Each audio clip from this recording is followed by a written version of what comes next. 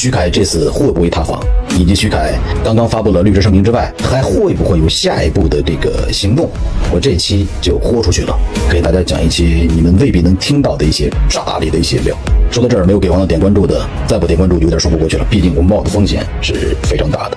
首先，目前针对徐凯会不会塌房的问题，我上段视频其实已经说过，仅凭目前爆出来的这点料，如果没有实锤的证据，对不起，他不会塌房。那么接下来他会不会有下一步的行动？不会了，因为他该发表的声明已经发布了，而且通过这个律师诉讼的这种方式，他不会有任何的声明了。现在冲到第一线的不是徐凯，而是于正，就是他的老板。这件事情发展到现在，你不会越发的觉得这件事情荒唐可笑吗？就像我上期所推断的一样，为什么会有这样一个事件？今天我就深度的给你解读一下。另外说这件事情之前，给大家做一个插曲，这个老于啊，他真的是一个营销的高手。首先把所有的话题转移到自己身上，顺便还把赵晴推了一波热度。关键是他直播的时候还吃那个什么鱼豆腐，那是赵晴接下来要官宣代言的一个品牌，就是还这个时候还不忘了这个实现他的商业价值，为艺人的这个商业代言做助力，还在那吃鱼豆腐，你越看越觉得可笑。还把战火引到他的白月光何胜明身上，好啊！但不管怎么样，这件事情大家当个笑话看就行了。接下来除了给这帮人带来一波流量之外，你看不到任何更炸裂的消息啊。那么徐凯接下来会不会塌房？因为现在应该是一个，一是设的局，二就是这件事情我待会儿重点去讲，就是转移视线。为什么转移视线？待会儿听我详细给你解读，你就明白了。就是他会不会塌房，要取决于接下来就是有没有真的有人来告他的。如果他真的有黑料，人家真的有真凭实据来去，对吧？实锤他，那可能接下来徐凯可以真的终结他的职业生涯。这个后续的事情我还会持续关注，但是截止到目前为止，所有爆料的人，包括徐凯本人，都不会有任何实质上的影响。首先，接下来跟大家来讲一讲，就是观众该如何吃瓜的问题，该如何吃瓜。现在网上但凡有一个事件出来之后，弄点长戏加短的，明星爆出来的这点事儿，无非就是谁劈腿了，谁跟谁谈恋爱了，偷个税了，嫖个娼了，也顶多也就这样了。你们老说娱乐圈乱，我现在可以告诉你，比娱乐圈里乱的行业比比皆是，甚至有些行业是我们这辈子都无法去触及的。明星的，你说这爆出的这点烂事儿能影响什么？有很大的影响。说有些别的一些事儿，咱就说前段时间爆出来的什么耳环的事儿，有定向委培的事儿，教育的事儿，这才是真正关切到老百姓民生以及教育公平公正的问题，才切实的关乎到每个人的切身的利益。娱乐挂的这点料跟那种料比起来，是不是荒唐的有点可笑？但是老百姓呢，往往就把明星的这点料当成了茶余饭后讨论的焦点，而忽略了一些真正能影响到我们生活的那种幕后的大料。说到这儿，我觉得是件挺可悲的事情。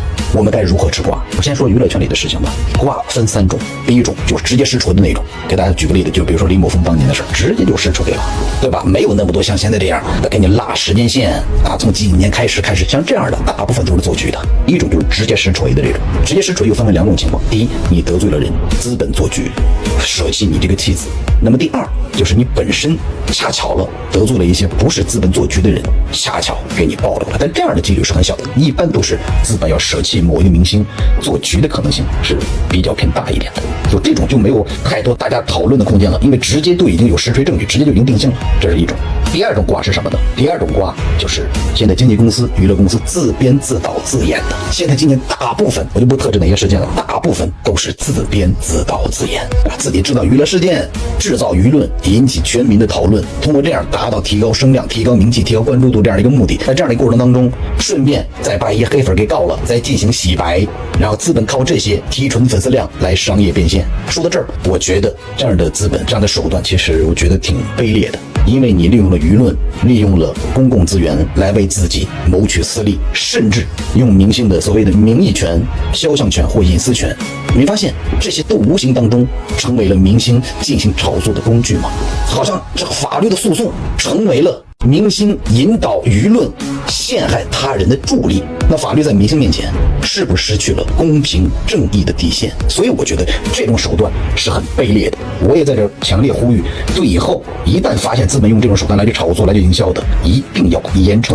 为了成名，为了谋利，已经不择手段了，欺骗的是广大粉丝，欺骗的是广大受众，这才是很可悲的一件事情。那么第三呢，明星的热搜、明星的黑料，还有一种最可怕的，就是转移视线。这个明星其实也挺不容易的。好不容易那么多年成名了，有可能有朝一日你会成为别人的烟雾弹，成为别人的靶子。当然了，你自己也除非是很干净的，抓不到你任何的把柄。俗话说苍蝇不叮无缝之蛋，除非你特别干净，就算别人想搞你，也从你身上榨取不了可用的手段。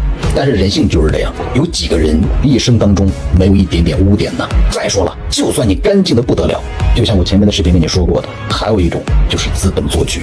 所以你会发现，当了明星之后，不光是不自由，而且防不胜防。没办法，社会人性本身就是复杂的。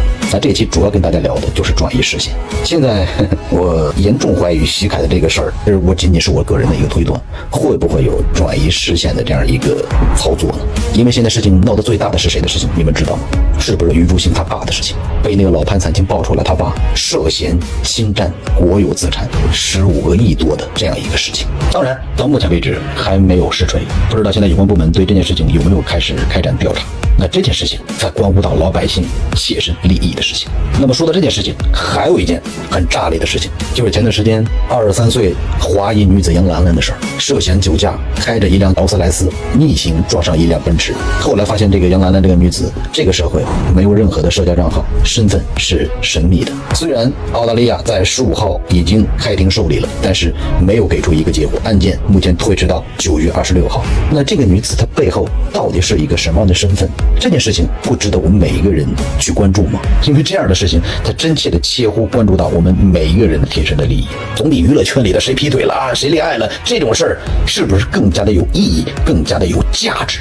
说到这儿，另外再延伸一下，余竹兴的事件最近炒得比较热，但是很明显看得到他现在在降热度，所以他工作时大量出现了删视频、删评论，对吧？删综艺这样的一些行为。包括你能看得到关于他本身参加综艺的一些情况，这些情况我觉得都不是重点，会不会也有一些转移大家视线的目的呢？当然了，这些所有的这些都是我个人的一个猜测。那么最终会有一个什么样的审判，一个什么样的结果，我们还是相信我们的司法会给大家带来一些公平公正的决断。所以我通过这样一个事情，也是跟大家来说一下，就是以后吃瓜呀，要深度思考，看这瓜有没有价值的吃，它的目的又是什么。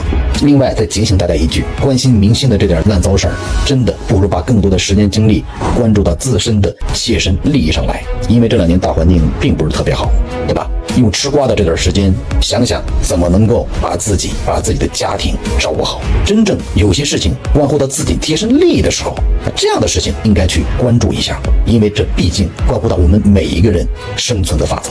好吧，今天这条视频讲的比较长，也比较含糊啊，因为没办法，因为有些事情也没法讲，也不能讲得太过于深刻，该明白的应该会明白。我不知道这条视频会不会被下架，我只是把我一些该想讲的一些事情跟大家进行分享一下。还是那句话，冒着风险的啊，如果你觉得这条视频对你还是有所帮助的话，不求别的，给王导点点关注就可以了。再一次谢谢你们。最后提醒一句，理性吃瓜。